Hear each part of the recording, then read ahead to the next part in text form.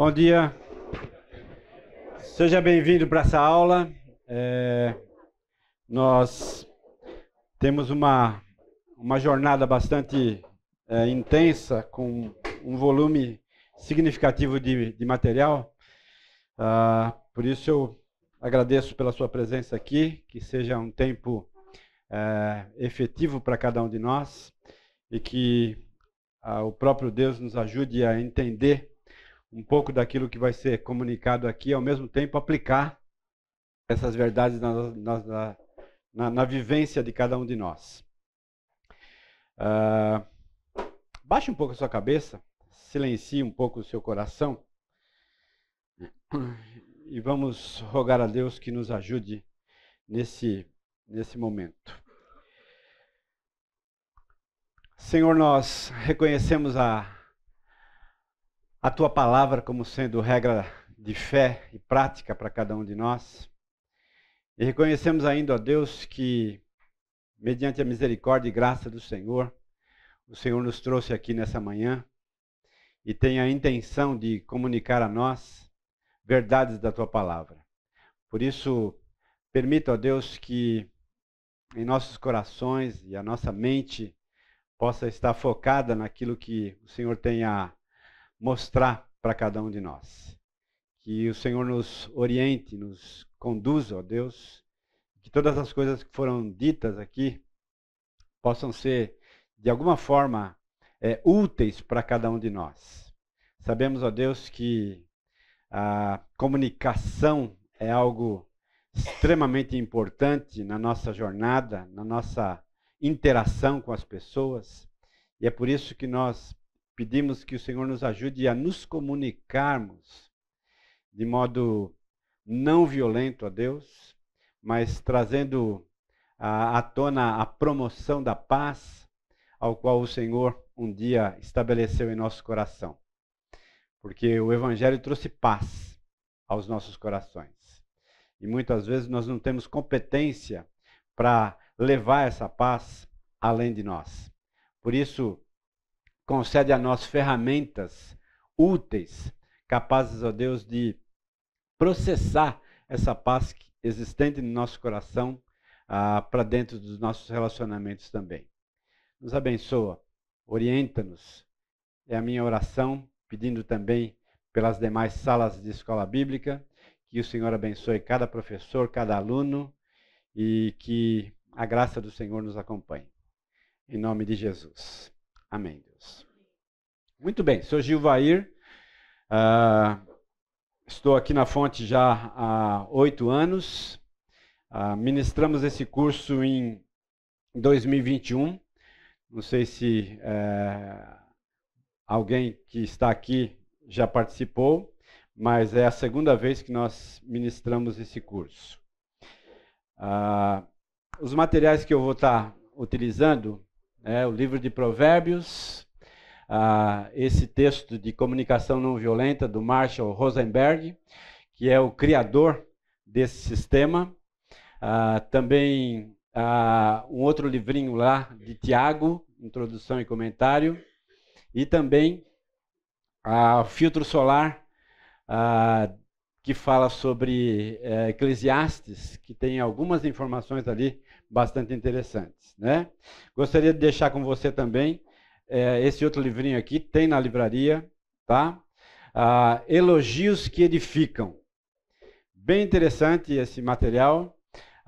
E ele diz assim: como é que eu elogio um homem que não é Deus, mas fazendo esse elogio para Deus, né?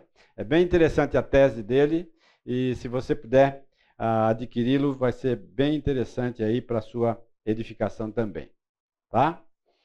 Bom, vamos lá. O que de fato é comunicação não violenta? Qual é a proposta? Para a nossa aula aqui, o nosso objetivo básico aqui é apresentar o cerne da comunicação não violenta. Confrontá-la com a teologia bíblica da queda. Por que eu quero fazer isso? Porque o livro Comunicação Não Violenta é escrito por alguém que não é cristão, é um judeu, tá? Psicólogo, que trabalhou muito tempo com a questão da violência no seu contexto inicial e trouxe então alguns elementos bastante interessantes que podem nos ajudar também na nossa comunicação. Mas eu quero confrontá-la com a verdade bíblica, porque nós estamos numa escola bíblica. E a nossa pauta aqui é uma pauta bíblica. E é por isso, então, que esse confronto se faz necessário.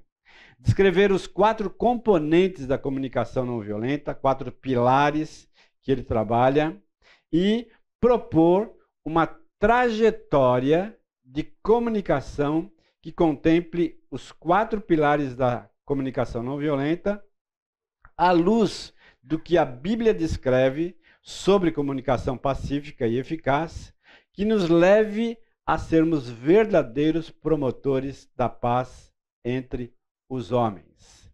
Então, basicamente, nesse tempo aqui, eu gostaria então de trabalhar exatamente com essa sistemática, tá? Com esses 4 pontos que eu estou colocando aqui, como sendo os nossos objetivos para esta primeira aula aqui, tá?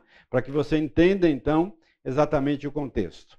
Nós temos um problema aqui com o áudio. Eu não vou conseguir passar um filmezinho, mas tem no YouTube, tá? É a história de como tudo começou, tá? A história da comunicação não violenta. Depois, se você puder, e se na próxima aula nós tivermos condições, eu apresento para vocês esse videozinho, né? Ele é bem pequenininho, 4 minutinhos, mas dá para ter uma ideia do que de fato é a comunicação não violenta. Tá bom? Vamos lá. A CNV se baseia em habilidades de linguagem e comunicação que fortalecem a capacidade de continuarmos humanos mesmo em condições adversas. O que acontece quando você participa de um confronto, de uma situação acirrada com alguém no seu trabalho, na escola, no convívio? O que efetivamente acontece muitas e muitas vezes é que nós perdemos o nosso senso de equilíbrio e muitas vezes de humanidade. E desperta em nós toda aquela animalidade existente no nosso coração por causa do pecado. E aí, então, isso desperta tudo aquilo que você não gostaria que fosse despertado. Raiva, indignação. E se você não é capaz de controlar tudo isso, isso avança até mesmo para a violência. Violência de palavras, palavras que machucam, que buscam exatamente esmagar a outra pessoa, porque você está disposto a defender os seus valores, os seus objetivos, em detrimento da outra pessoa.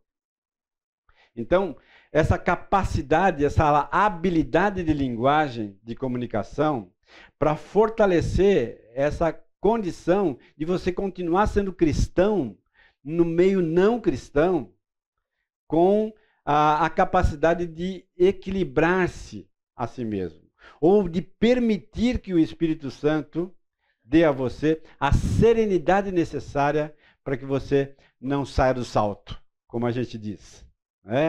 Não perca o equilíbrio e acabe então ofendendo a outra pessoa e depois se arrependendo daquilo que disse. É incrível essa nossa capacidade de sair dos trilhos e depois perceber isso e querer voltar. Mas ao sair do trilho, o estrago já está feito. né? As confusões já se aceleram e se amontoam. O objetivo, então, é o de nos lembrar do que já sabemos, de como nós, humanos, deveríamos nos relacionar uns com os outros e nos ajudar a viver de modo que se manifeste concretamente esse conhecimento. Então, trata-se aqui de equilíbrio, de eu ter a condição, numa situação de acirramento ou de a temperatura elevada, eu continuar tendo o meu equilíbrio. A CNV nos ajuda a reformularmos a maneira pela qual nos expressamos e ouvimos os outros. Duas questões importantes na comunicação é como você se expressa e como você ouve. Você já conversou com alguém que você vai falando e ele, calado, vai se posicionando contra aquilo que você está falando? Não precisa falar. A expressão dele já demonstra a reprovação daquilo que você está falando, né? Então, a comunicação ela envolve tudo isso. Palavras, mas envolve também uma postura física que muitas vezes eu me coloco e mostro exatamente a minha reprovação diante daquilo que está acontecendo ali ou está chegando até os meus ouvidos, né? Confrontá-la com a teologia bíblica da queda. Aqui eu quero gastar um pouquinho mais de tempo nessa questão, tá? Não jogue o bebê fora junto com a água do banho.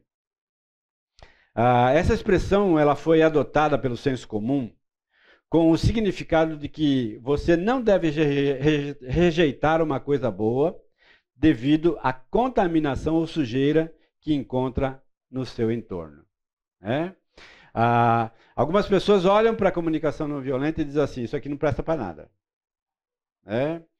O que eu pretendo fazer aqui é trazer essa realidade da comunicação não violenta e perceber que existem realmente contaminações em torno dela e separar essas comunicações e tirar o melhor daquilo que podemos tirar da comunicação não violenta e associá-la à verdade do Evangelho, associá-la à palavra de Deus e aplicá-la, então, em nosso contexto. Tá bom? Vamos lá, então. Ponto relevante que devemos confrontar para não errar. Natureza compassiva e pecado original, né? O autor ele fala muito sobre essa expressão. Natureza compassiva. O que ele quer dizer com natureza compassiva existente no coração do homem, no interior do homem? E confrontar isso com o pecado original, tá? Então, duas questões aqui que o autor coloca para a gente.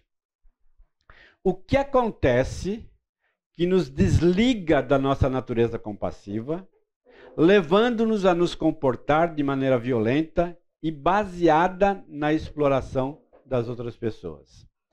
Ele, então, defende a tese que nós temos uma natureza compassiva, tá? Uma natureza pura, limpa, tá? E que muitas vezes nós nos afastamos dessa natureza compassiva e nos tornamos violentos, tá? E até mesmo explorando outras pessoas. O que acontece que nos desliga disso? Tá? E uma outra questão que ele coloca é o que permite que algumas pessoas permaneçam ligadas à sua natureza compassiva, mesmo nas circunstâncias mais penosas. Então, o que ele fez?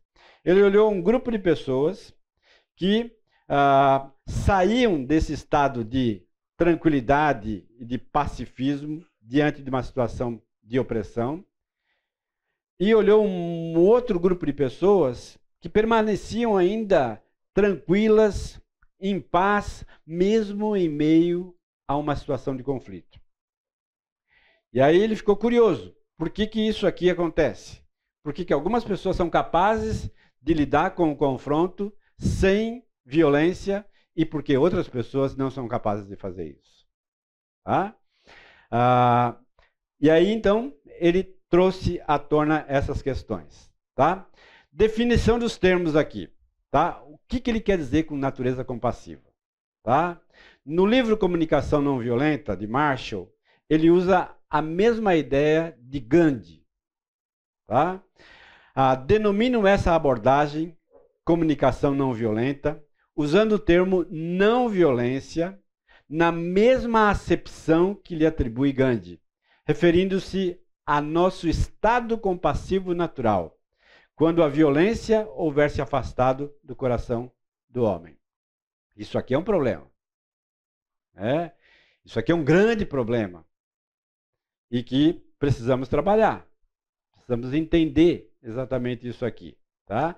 Porque isso aqui é, sem sombra de dúvida, uma contaminação em torno dessa ideia.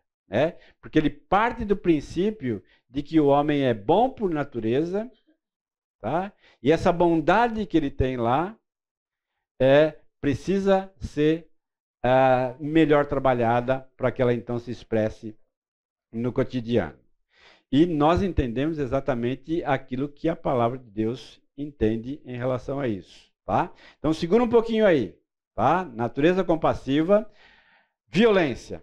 Tá? Segundo o dicionário House, violência é a ação ou efeito de violentar, de empregar força física contra alguém ou algo. Ou intimidação moral contra alguém, ato violento, crueldade, força.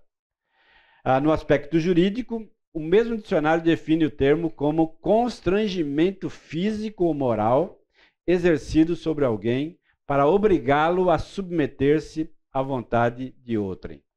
Uma coação. Então nós temos duas questões aqui. A questão física, o emprego de força física como sendo violência, tá? E nós temos a questão passiva, tá? O constrangimento moral e emocional que também se expressa violentamente. Não sangrando, mas trazendo outros elementos dentro da estrutura emocional da pessoa que fazem com que ela também sofra uma violência diante daquela questão. Tá? Vamos então considerar alguns textos. Gênesis capítulo 1, versos 26, 28 e 31. Se você tem a sua Bíblia aí, Gênesis capítulo 1, verso de número 26. Também disse Deus: façamos o homem à nossa imagem, conforme a nossa semelhança, tenha ele domínio sobre os peixes do mar, sobre as aves dos céus, sobre os animais domésticos, sobre toda a terra e sobre todos os répteis que rastejam pela terra. Verso 28 diz assim: e Deus os abençoou e lhe disse: sede fecundos, multiplicai-vos, enchei a terra, sujeitai-a, dominai-a sobre os peixes do mar, sobre as aves dos céus e sobre todo o animal que rasteja pela terra. Verso 31, viu Deus tudo quanto fizera, e eis que era muito bom. Houve tarde e manhã, o sexto dia. Até aqui, tudo bem. Deus criou o homem assim, tá? Criou o homem em um estado perfeito. A gente até poderia utilizar a ideia da questão da compassividade dentro do coração do homem. Estava ali, era uma realidade. Tá? Capítulo 5, versos 1 e 3 de Gênesis ainda.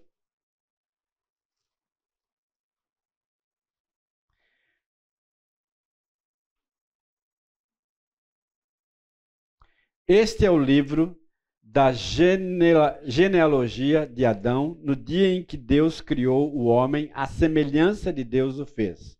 Homem e mulher os criou e os abençoou e lhe chamou pelo nome de Adão no dia em que foram criados. Verso 3, viveu Adão 130 anos e gerou um filho e a sua semelhança, conforme a sua imagem, lhe chamou Sete. Espera lá, aqui a gente já tem uma outra realidade, né? A realidade inicial é que o homem foi criado à semelhança de quem? De Deus. Aqui nós temos uma outra semelhança. Qual é a semelhança? De Adão.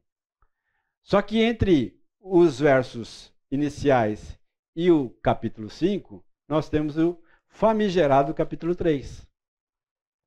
Que é o capítulo 3, que é a descrição da queda. Ou seja, inicialmente o homem foi criado à imagem e semelhança de Deus. E aqui então, em Gênesis capítulo 5, nós temos aqui uma outra semelhança. Né? E essa semelhança é a semelhança de Adão, agora então em pecado. E é toda essa realidade que eu e você hoje sustentamos. E somos massacrados por ela. E somos alvejados constantemente por essa realidade do pecado no nosso coração. Vá para Tiago, capítulo 3, verso de número 9.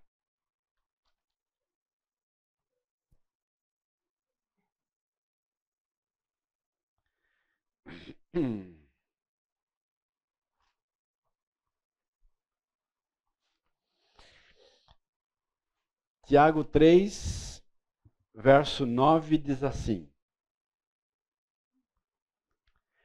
com ela, a língua, bendizemos ao Senhor o Pai. Também com ela, a língua, amaldiçoamos os homens feitos à semelhança de Deus. Ou seja, Tiago é claro aqui. É claro aqui em dizer para nós que o grande problema está exatamente na nossa capacidade de não controlar as nossas palavras. É por isso que Provérbios diz assim: até o tolo, quando se cala, é tido por sábio. Até o mais odiondo dos homens, quando se cala, é tido por sábio. Porque esse controle da minha própria linguagem me dá sabedoria. Por isso, muitas vezes, nós usamos a expressão assim: perdeu a oportunidade de ficar quieto. Né? Perdeu a oportunidade de não se manifestar. Porque muitas vezes a nossa manifestação ela acaba sendo prejudicial. Eu fui pastor de congregação por 25 anos da minha vida. E as igrejas que eu pastoreei tinha metade de pessoas dessa sala. No interior de Minas Gerais.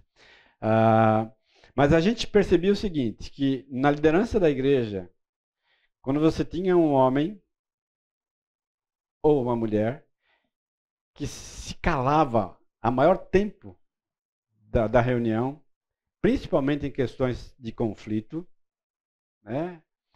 e quando ele decidia falar, vinha alguma coisa boa.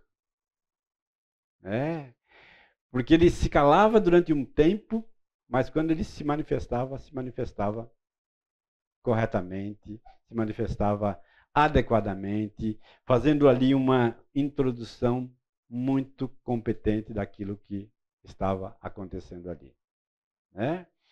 E entender isso, Tiago está me alertando. Esse é um problema. Agora vai para Colossenses capítulo 1, verso 15.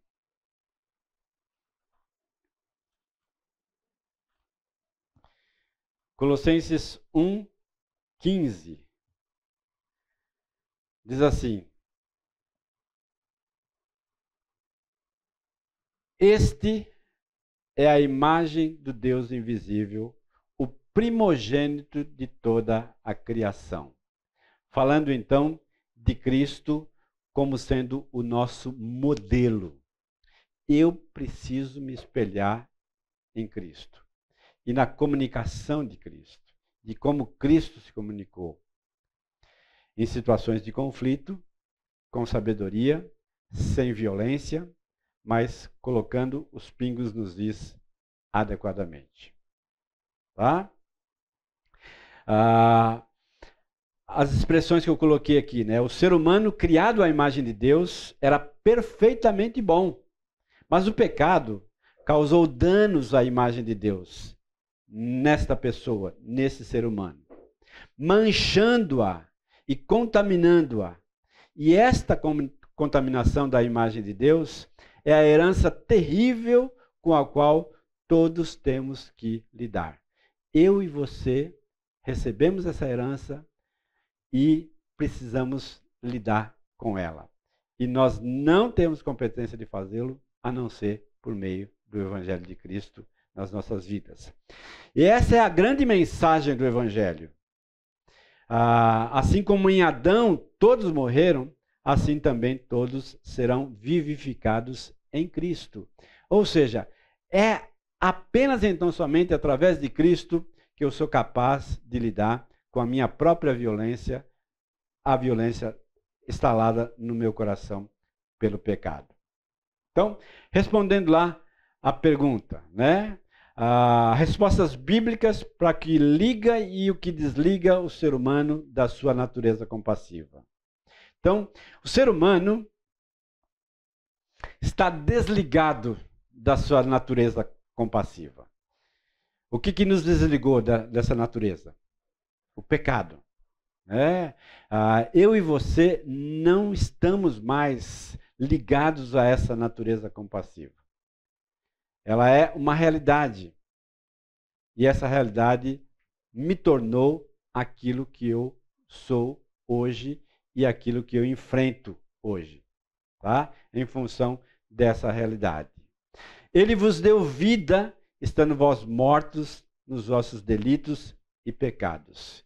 Então, Efésios é claro em dizer que o Senhor Jesus Cristo outorgou a nós vida por intermédio da sua morte, que pôde então nos ajudar nesse processo em nossas vidas.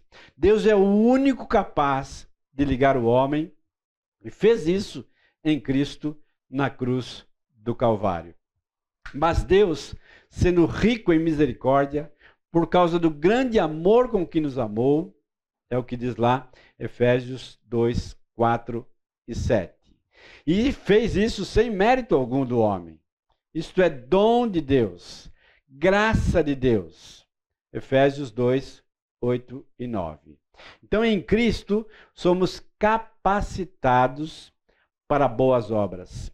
Inclusive, para travar bons relacionamentos não marcados pela violência de palavras. Efésios 2:10, queria que você lesse esse texto lá. Efésios capítulo 2, versículo 10. Pois somos feituras dele, criados em Cristo Jesus, para quê? Para boas obras. E eu entendo que boas obras significam bons relacionamentos também. É parte de boas obras. Eu manter bons relacionamentos com as pessoas, inclusive com os meus inimigos. Porque o Evangelho traz à tona essa realidade. Eu manter bons relacionamentos pacíficos com o meu vizinho, que fica de sexta para sábado ouvindo funk, num volume extremamente alto. Moramos no mesmo lugar. É lidar com isso, lidar com esses conflitos. Ligar com aquele chefe que você tem, que pega no seu pé constantemente. E parece que você hoje está dizendo assim, é uma coisa pessoal, né? Ou seja, lidar de modo adequado com esses conflitos, com essas situações. Lembra, nós temos em Cristo tudo aquilo que precisamos para lidar com essas situações. Nós temos em Cristo os recursos necessários para lidar com a maneira com que eu me comunico com as pessoas. Através dessa realidade, eu preciso entender que eu sou dependente de Cristo. Em Cristo, então, somos capacitados a isso. Uma observação que eu coloquei no slide. Mesmo capacitados por Deus, habilitados pelo Espírito Santo, ainda somos tentados a dar espaço para a nossa natureza pecaminosa. Olha o que diz lá, Gálatas 5,17. Gálatas, capítulo 5, verso de número 17. Porque a carne milita contra o espírito, e o espírito contra a carne, porque somos opostos entre si, para que não façais o que porventura seja do vosso querer. Então nós estamos também tratando aqui dessa guerra existente entre a minha carne e o meu espírito, que constantemente lutam dentro de mim para ganhar espaço, para ganhar autoridade, para ganhar a proeminência naquela situação. Mas cabe a mim permitir que o Espírito de Deus haja e cabe a mim reprimir o meu impulso pecaminoso, carnal, que tenta destruir a outra pessoa naquela situação. Então nós estamos exatamente nesse limiar de realidades que precisam ser estabelecidas na minha e na sua vida também. Tá bom? A natureza compassiva era uma realidade no ser humano em seu estado original de criação. Porém, nós hoje enfrentamos o período pós-queda, onde a violência se faz presente em suas múltiplas formas, como manchas que não nos deixam esquecer a nossa natureza pecaminosa. Romanos 8, versículo 7. Quem de vocês se espantou com a abertura das Olimpíadas e aquela mesa de uma representação da mesa da ceia? Ou seja, é o retrato falado de uma sociedade pós-cristã. De uma sociedade que faz caricatura com aquilo que é considerado pelo cristianismo sagrado. Então, o que a gente está vivendo hoje é exatamente esse período pós-cristianismo. E pode estar certo que isso vai se agigantar ainda mais, vai se avolumar ainda mais sobre nós, cristãos. Porque essa é a realidade que você e eu estamos envolvidos. Essa é a realidade que os nossos filhos, os nossos netos vão enfrentar. Então, se nós entendermos que precisamos ter uma base sólida, capaz de avaliar essas coisas e não se deixar levar por elas, nós então estaremos exatamente num ponto de convergência nessa realidade, na minha e na sua vida. A violência, ela faz parte do cotidiano de cada um de nós. Agora, nós temos a decisão de nos tornarmos violentos à semelhança deles ou de pegarmos um outro caminho. Lembra que o Senhor Jesus Cristo, ele nunca andou na vala comum das coisas. Ele sempre trouxe alternativas na sua própria vida, deixando para nós o exemplo a ser seguido. Então, eu e você temos em Cristo exemplos a ser seguidos também. Tá bom? Para aqui, perguntas. O que ficou aí de interrogação na sua mente que eu possa responder? Ou está tudo bem? Tudo bem? Não assustei ninguém? Tá tudo certo? Né? Então tá bom. Então vamos lá, vamos continuar então. Tá? Descrever então os 4 componentes da comunicação não violenta. Tá? Então são 4 pilares que nós estaremos trabalhando juntos aqui. Tá? Pilares da comunicação não violenta. Então, o livro do Marshall, ele traz exatamente essas questões aqui. Tá? Primeiro pilar sendo a observação. O segundo pilar sendo os sentimentos. O terceiro pilar sendo as necessidades. E o quarto pilar, o pedido. Tá? Então, o que ele quer dizer com observação? É o primeiro passo para conseguir entender a situação. Nesse momento, deixe de lado os julgamentos e as interpretações pessoais. Então, a situação está acontecendo, eu apenas e então somente me empenho em observar o que está acontecendo. Gilvair, isso é impossível. Isso é impossível. Eu tenho que reagir já. Agora, lembra? A sua precipitação ao falar e ao reagir, ela tem uma grande probabilidade de dar errado. Mas quando você é competente o suficiente para observar, você colhe informações que ajudam você a tomar uma posição e a falar aquilo que de fato vai edificar.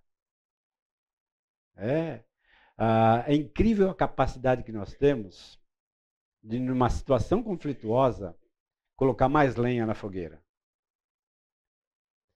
Colocar mais lenha na fogueira, dando o nosso pitaco. Aquilo que a gente acha sem ter observado toda a situação. Sabe aquela questão de você não conseguir se expressar na sua totalidade porque alguém te interrompe? E essas interrupções, costumeiramente, elas são prejudiciais. Porque elas tornam a comunicação travada, porque elas tornam a passividade entre eu e você insustentável. É por isso que muitas vezes nós não conseguimos conviver com pessoas que simplesmente não nos deixam expressar. Cortam a gente. E aí você não consegue ter um raciocínio lógico em relação àquilo.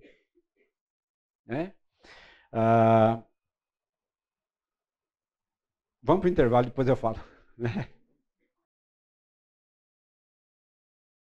Então, nós estávamos falando sobre a questão da observação, que se faz necessário hoje mais do que nunca.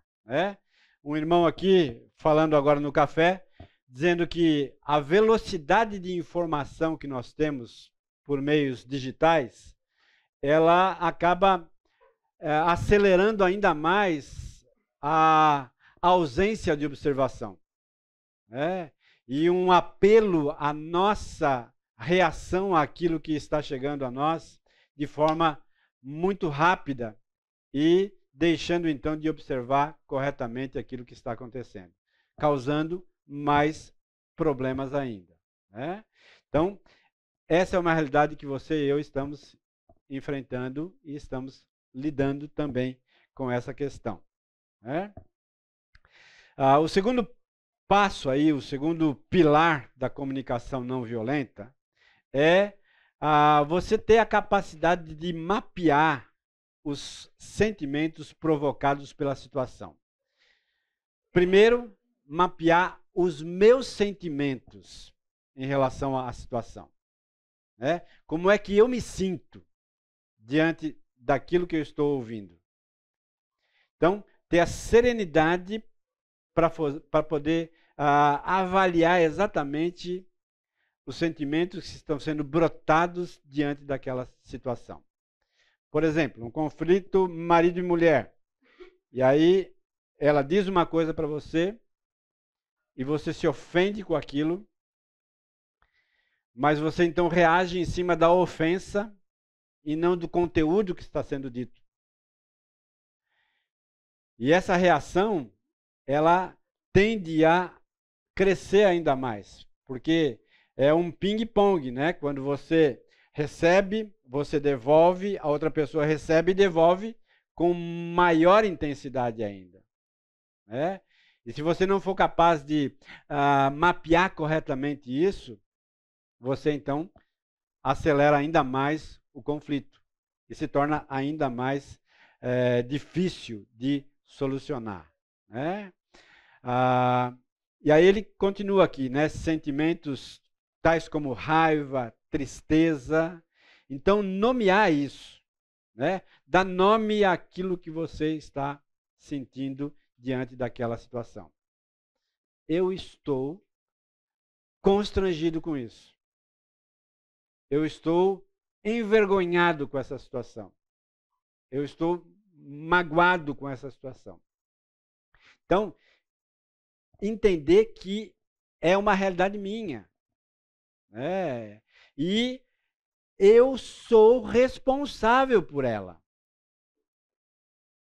Entende? A nossa tendência é jogar a responsabilidade no colo da outra pessoa. Mas lembra, eu sou responsável pelos meus sentimentos, pelas minhas reações àquela situação. Não é a outra pessoa. Eu gosto muito da ilustração de você pegar um copo com água e colocar o copo até o limite dele e segurar na mão. E alguém então vem e dá um tranco aqui na sua mão. A água cai. Por que a água caiu?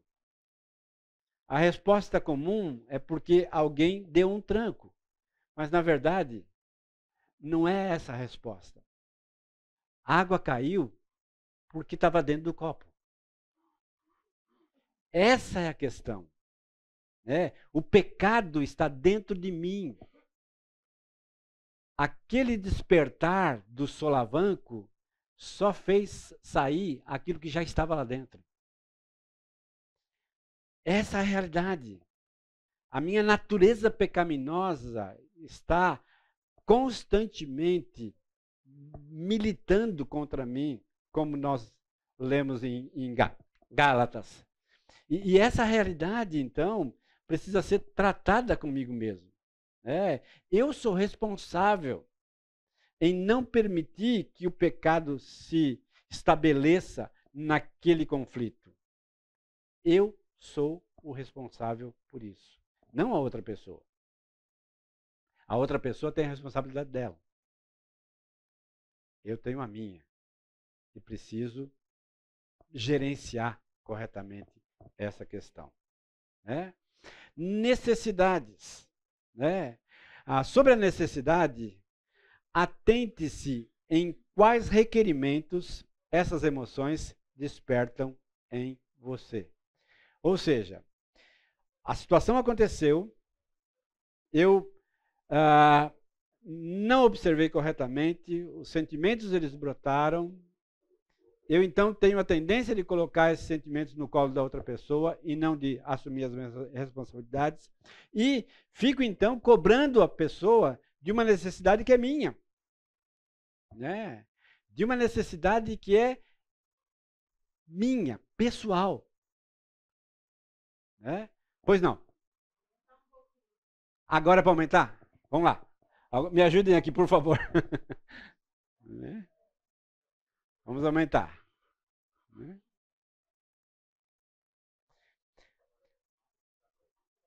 E por último, então, vai o pedido. Tá? Então, nós observamos sentimentos, necessidades e o pedido.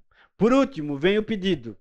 O que as pessoas podem fazer para ajudar a atender tais carências? O que você precisa do outro? Então, há uma troca aqui. Né? Um pedido feito, um pedido feito por mim, um pedido feito pela outra pessoa, para que nós cheguemos, então, a um denominador comum. Aonde eu posso ceder, aonde você pode ceder, aonde nós brecamos e como é que nós lidamos com essa questão, para que ela não se torne um pivô de violência entre nós. Tá bom? Isso aqui é os pilares da comunicação não violenta.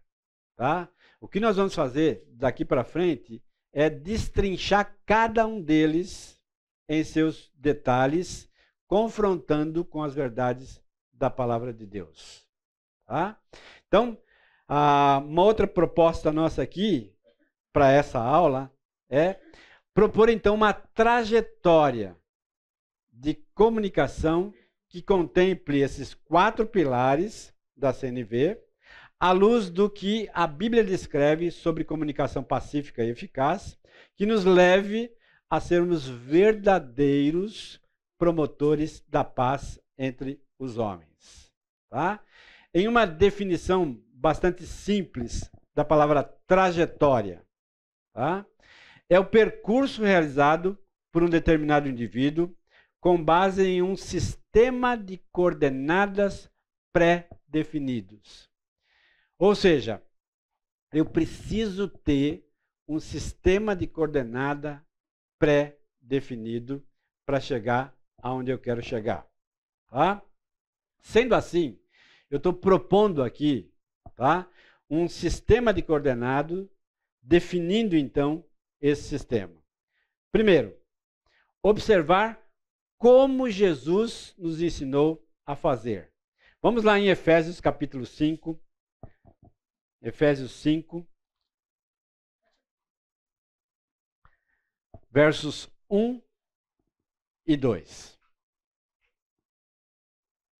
Sede, pois, imitadores de Deus, como filhos amados, e andai em amor, como também Cristo nos amou, e se entregou a si mesmo por nós, como oferta e sacrifício a Deus em aroma suave. Ou seja, o meu sistema pré-definido de coordenadas para a gente chegar, então, a entender essa questão, é observar não como os homens observam, mas observar como Jesus observava, né? Como ele me ensinou a fazer. Eu gosto muito daquele texto, ainda em Efésios, que fala sobre o relacionamento marido e mulher, onde ele diz assim, que o marido precisa amar a mulher como Cristo amou a igreja e se entregou por ela. Então, ali, o que o Senhor Jesus Cristo está afirmando para nós é que existe um sistema de coordenadas para que o relacionamento dê certo. E esse sistema de coordenadas, ele está baseado no exemplo de Cristo. Assim como Cristo amou a igreja e se entregou por ela, é que o marido deve fazer em relação à sua esposa. Agora, eu e a minha esposa estamos dando um curso pré-nupcial, né? Para um casal que vai se casar agora no final de agosto, né? E a gente tem trabalhado com esse casal já há um tempo, né? E é tão gostoso a gente perceber, né, o quanto esse exemplo de Cristo traz à tona uma série de outras questões. E de questões do cotidiano do relacionamento. Né? Essa ideia de se entregar como Cristo se entregou, né? E é uma entrega sistemática, constante. Né? Eu sou casado há 33 anos. Né? Quantas vezes eu me entreguei? E quantas vezes eu vou me entregar? Né? Ou seja, não é estanque, não é limitado. É uma entrega constante. E me parece que eu posso então também trazer à tona aqui a questão dos relacionamentos de linguagem, de comunicação, o quanto eu preciso me conter para observar corretamente, para que não erre lá na frente, para que não gere ainda mais conflitos. Pois não. Está passando por aqui. Tá passando. Não chegou aí, mas está passando. Né?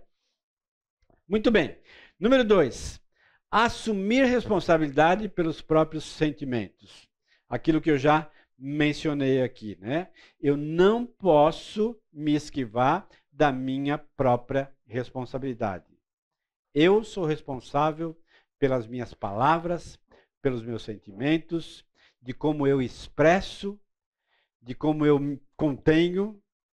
Eu sou responsável e não posso abrir mão dessa questão. 3. Reconhecimento das necessidades manifestas por trás dos sentimentos. E aqui, então, é um termo que a gente usa no aconselhamento, a questão raiz. Ou seja, qual é a raiz do problema? Qual é a raiz do problema? A raiz é porque a pessoa pisou no meu calo? Ou a raiz é como eu reagi àquele pisão? E as alternativas que eu tinha para agir de forma diferente? A primeira igreja que eu pastoreei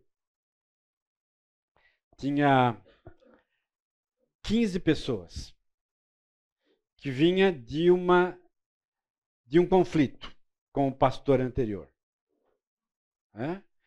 E eu cheguei lá, comecei a tomar conhecimento da cidade, das pessoas que ali estavam, e comecei a fazer algumas perguntas em relação ao relacionamento daquele pastor com aquela liderança. E a liderança, então, falou mal do pastor. Aí eu cheguei a um ponto onde eu perguntei, me descrevam a situação da saída do pastor. Não, ele saiu violentamente daqui. Porque a gente, então, mandou ele embora, expulsou ele embora daqui. Expulsou da igreja e da cidade, porque tirou todas as condições do pastor continuar na cidade. Cidade de 15 mil pessoas. Eu disse, bom, se eu não tomar cuidado, esse povo vai fazer a mesma coisa comigo. Então, tem que ficar esperto. E aí perguntei para eles, não poderia ser feito de forma diferente? Não dava, porque ele era intransigente, aquilo outro. Tá. Eu disse, bom, então nós temos um problema agora aqui. Porque vocês são a liderança da igreja. E uma liderança que trata o pastor assim não pode continuar sendo liderança. Aí eu arrumei uma encrenca para mim. A menina que tocava o teclado pegou o teclado debaixo do braço e saiu. e a igreja ficou sem nenhum instrumentista. Né? 2 outros casais disseram, estou fora. Né? Estou fora. Aí eu disse, bom, nós temos um outro problema ainda. Né? Vocês podem até sair, né? Mas vocês precisam tratar essa questão com o pastor. Porque senão a vida de vocês não vai para frente. Né? Tem um problema de pecado aqui. Né? O pastor errou, é responsabilidade dele. Né? Mas vocês também erraram e é responsabilidade de vocês. E outra, a cidade é tão pequena assim, todo mundo já sabe. Ele era professor na cidade. Né? Então, né? Ou seja, a igreja está comprometida por causa disso. Né? E aí propus para eles, para a gente fazer um culto chamado Culto do Perdão. Né? Vamos chamar o pastor de volta, a esposa, para que ele participe desse culto. Né? Aí foi aquela dificuldade, tal, né? Ninguém queria, tal, né? Eu disse, gente, vamos fazer. Né? Isso é necessário para que a igreja se liberte dessa questão. Né? Bom, fizemos, pagamos a passagem do pastor, estava no Espírito Santo, voltou para lá, né? Foi recebido na minha casa, eu não o conhecia, né? Conversamos um pouco ali, né? Mas ele era muito conhecido da cidade, muita gente da cidade veio lá visitá-lo e tal, né? Bom, sábado à noite fizemos o culto, fizemos um convite para a vizinhança da casa pastoral, que ficou sabendo da situação, né? Para a vizinhança da igreja, todo mundo chegou lá. Igreja lotada. Né? Eu então assumi o púlpito, preguei sobre perdão, disse agora nós vamos praticar aquilo que nós ouvimos aqui. Chamei quem tinha da liderança lá, ficaram 3 pessoas da liderança antiga, né? O pastor e a esposa, e disse, agora é com vocês. Sentei e deixei o pau comer. Né? Para minha surpresa, né? Foi muito interessante, né? Como as pessoas se expressaram, dizendo, pastor, eu errei, falei isso, aquilo outro, né? E peço perdão. Né? Só que o que aconteceu ali na frente da igreja, né? Foi para o público também. Né? E aí, em um dado momento, uma pessoa da igreja se levanta e diz, pastor, eu também falei, né? E peço perdão. Aí outra, eu também falei, peço perdão. E aquele ambiente, né, foi tomado pela graça do perdão. Né? Porque a comunicação se estabeleceu de forma adequada. Né? As linguagens foram melhor trabalhadas. Né? Não se colocou panos quentes em cima da situação. Não passou pano sobre a situação. Mas ela se estabeleceu efetivamente como deveria ser estabelecida. Né? Então, entender o seguinte, né? Por que eu estou contando essa situação? Né? Porque a raiz do problema, ela precisa ser arrancada. Porque se ela não for arrancada, ela vai brotar e vai germinar outras situações de violência. Então, lembra, a violência está dentro de você, o pecado está dentro de você. Né? E quando a gente denomina isso, né, estou com raiva. Deus, me perdoa pela expressão raivosa que eu tive com essa pessoa, através das minhas palavras. Eu então trato isso dentro de mim, e então, num segundo momento, se foi ofensivo aquilo, eu então faço o mesmo com a outra pessoa e estabeleço a paz. Foi essa mensagem que nós ouvimos na ceia hoje. Né? É essa mensagem de uma linguagem correta, adequada, temperada com sal, como diz Tiago, né? É que pode estabelecer a paz entre nós. Né? Verbalizar o que gostaria de pedir ao outro, que irá enriquecer a sua vida e a do outro, tornando o relacionamento mais saudável e mais cristão, eu diria. Né? Quase no finalzinho aqui. Tá? Jesus é o comunicador perfeito, porque sua vida, morte e ressurreição encerraram o mais perfeito e eficaz modelo de comunicação de todos os tempos.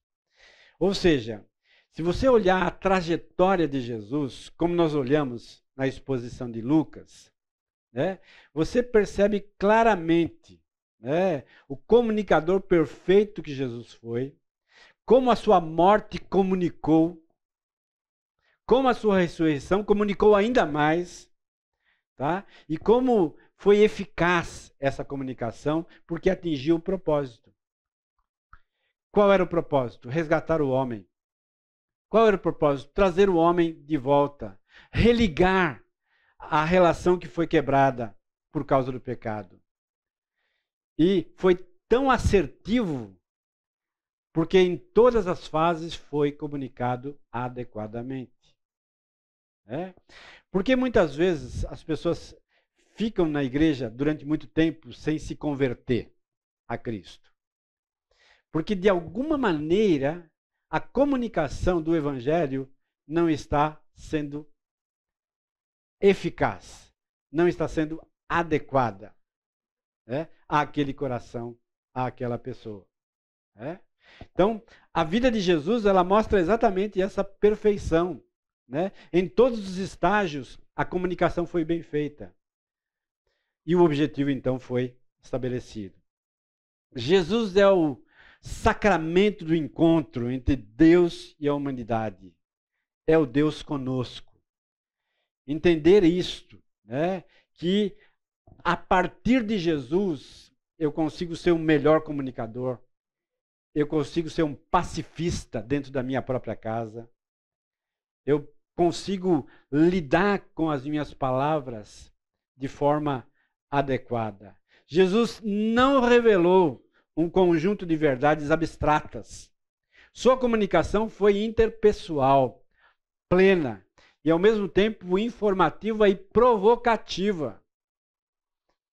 Eu gosto dessa palavra provocativa. Porque ao provocar com as minhas palavras, de modo pacífico, eu trago à tona a possibilidade da pessoa refletir e da pessoa agir em torno daquela reflexão feita. Tá?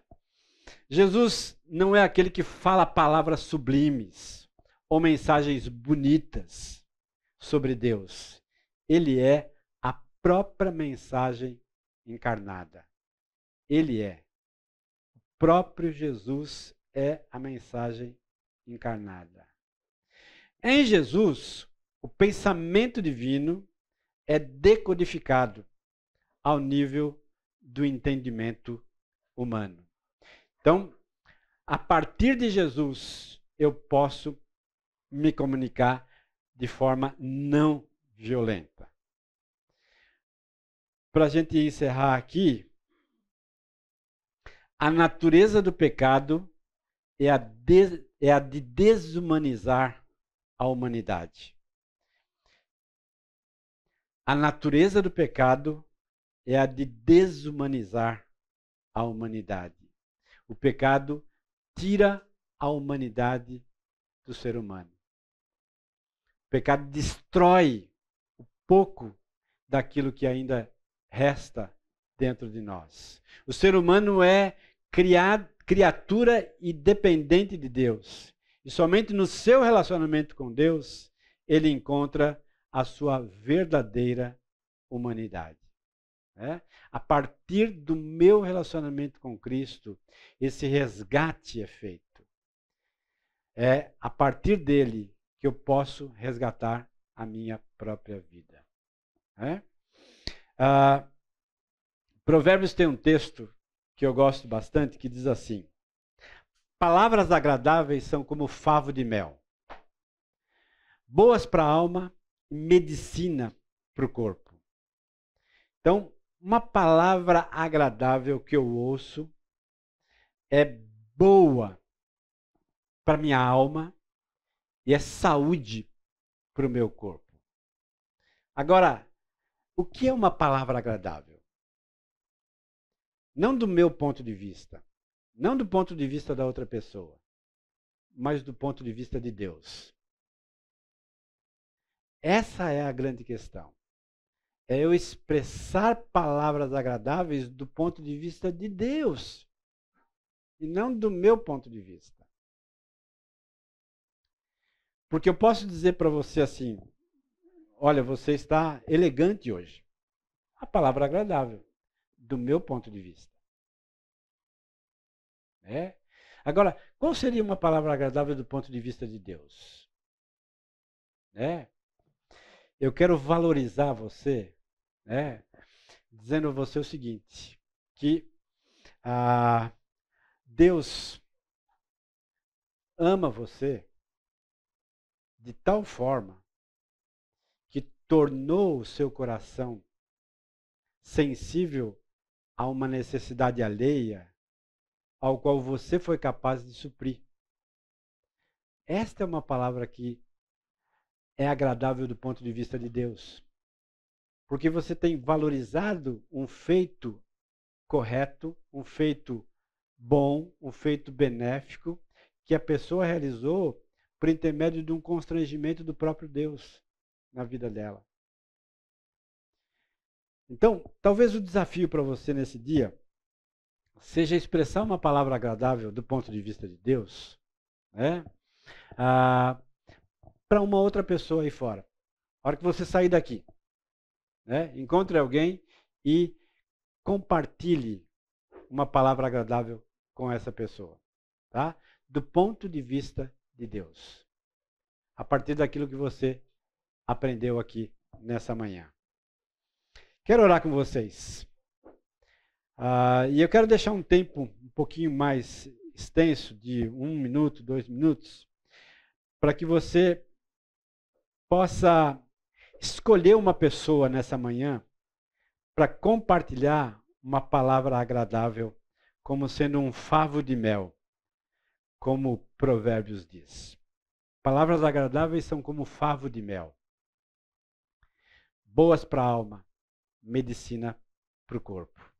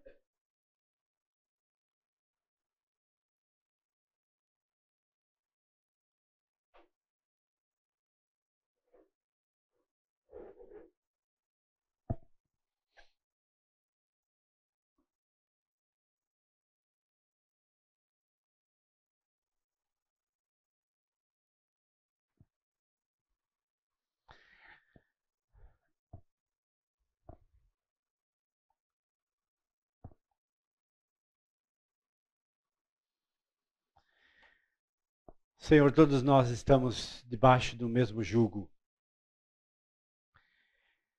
O jugo do pecado que tenazmente nos assedia, como a tua palavra diz. Parecendo uma cola que nos persegue. Somos manchados pelo pecado. E muitas vezes essas manchas se revelam através das nossas palavras. Ofensivas, agressivas, violentas, com pessoas que nós mais amamos.